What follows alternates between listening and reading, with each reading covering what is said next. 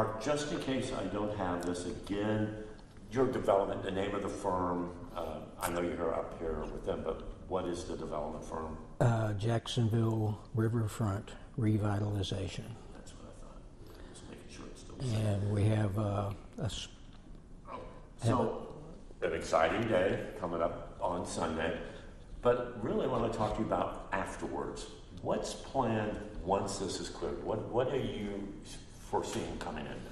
Well, we want to very quickly move forward through the permitting process for a mixed-use facility that will be residential, consisting of apartments and condominiums, possibly a hotel, although at this point that is still under discussion, and at the ground level, retail with a restaurant and other retail components, including, if we can get an agreement, a specialty grocery.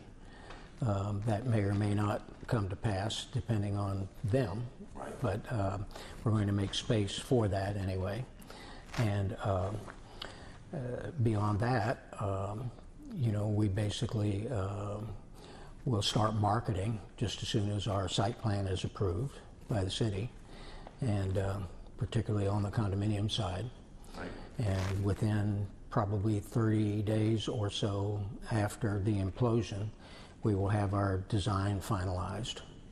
And as I mentioned to you earlier, we do see the demand being higher than we had originally anticipated, particularly for condominiums. So we're doing some redesign of the tower portion to take it higher in order to generate more condominium units. The demand is very, very strong. And we've seen that. So for luxury condominiums is kind of where you're going to be going with this now. Correct? Certainly for that portion of it. We do anticipate having an apartment component that would be a part of the overall structure. So, talking to you many times before, you know, this has been delayed 4 times before. mm-hmm. Obviously, it really does look like this is going to happen this time. The city said that there were financial concerns and liens and all of that. How is all that going to, are you guys going to be able to pay back the city for what they're doing? Yes, we've had basically our financing lined up for a long time.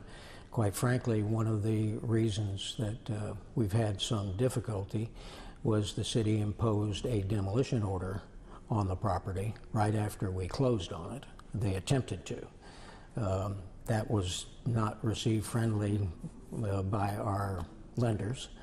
So we basically went back and forth with the city and finally reached a compromise with the city on that issue. The city had stated that they felt the building was a threat to public safety. We had engineering reports that said the building's sound, it's not going anywhere. Short of a Category 5 hurricane, you know, that building is stable. We did have to delay the original demolition of the building because we intended to implode it initially, back right after we announced that we were closing on the property. And the city did not want us to do that for a variety of reasons. So we went to a mechanical approach and got bids for that, even though it was substantially more expensive at the time.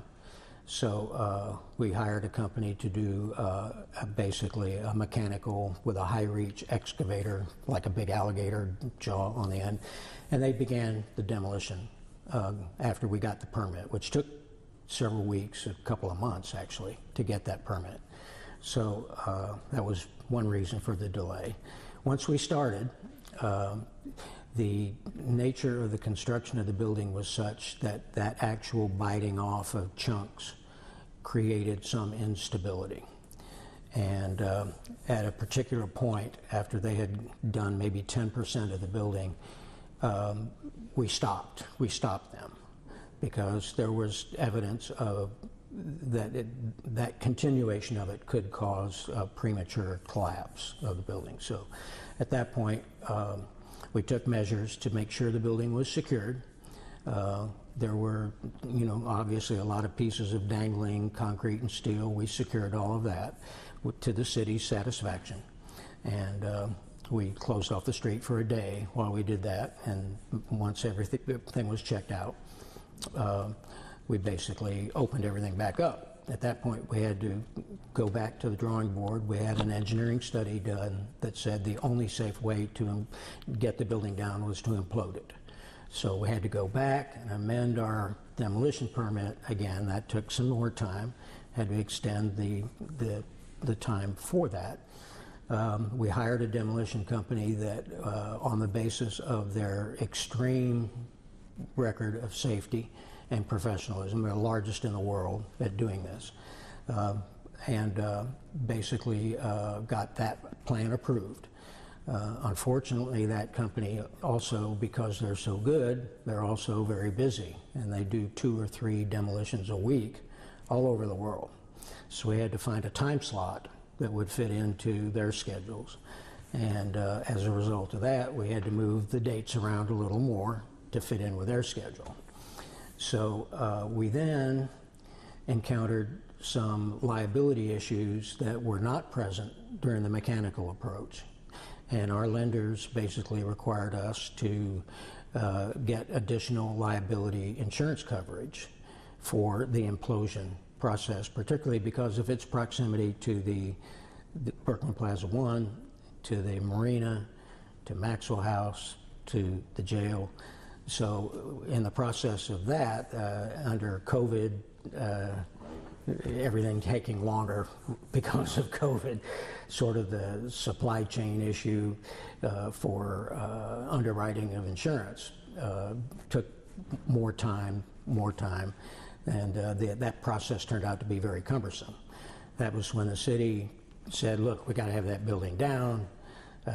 We're going to seek an emergency order from City Council because the building is in danger of falling down. We said it's not in danger of falling down. But they did that anyway. They forced that through.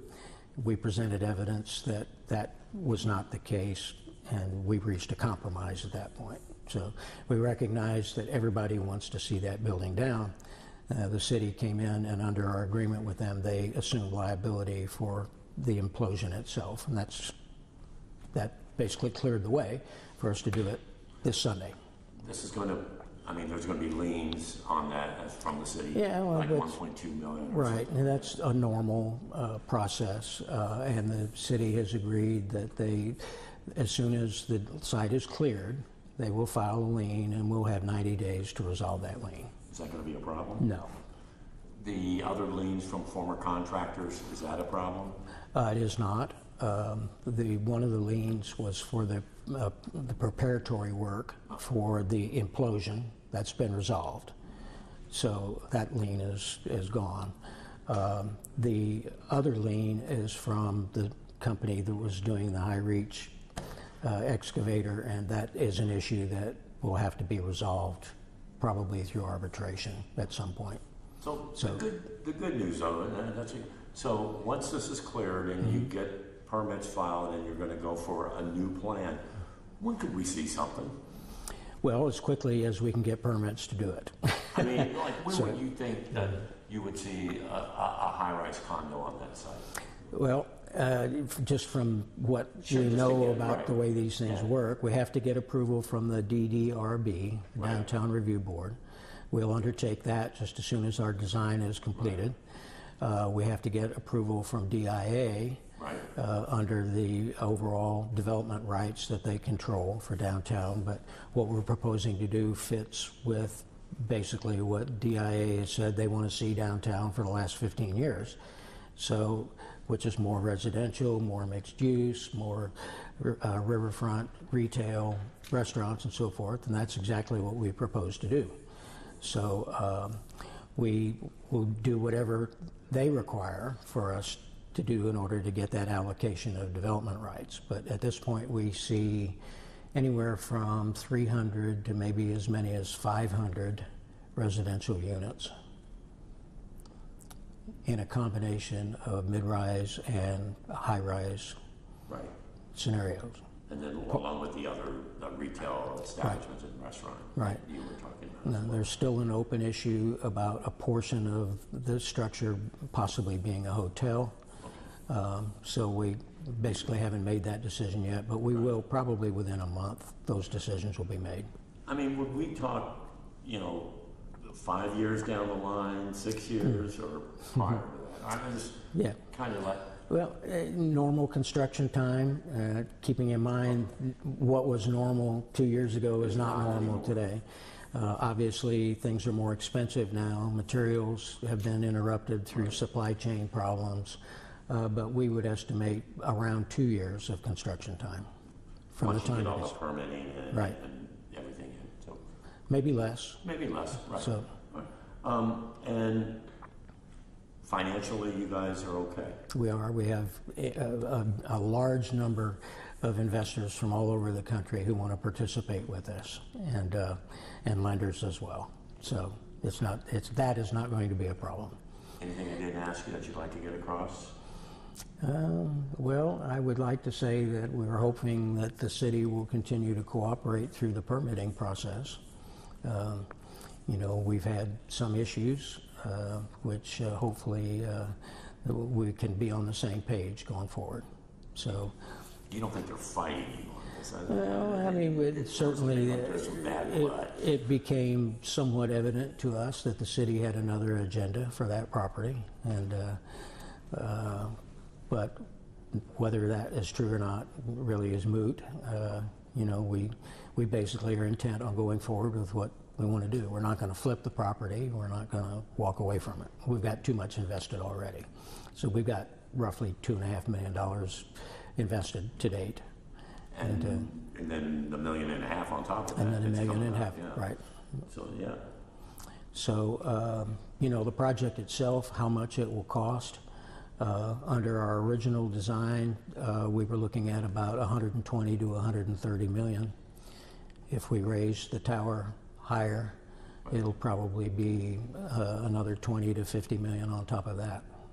So we're talking maybe 150 million, 170 million. Right.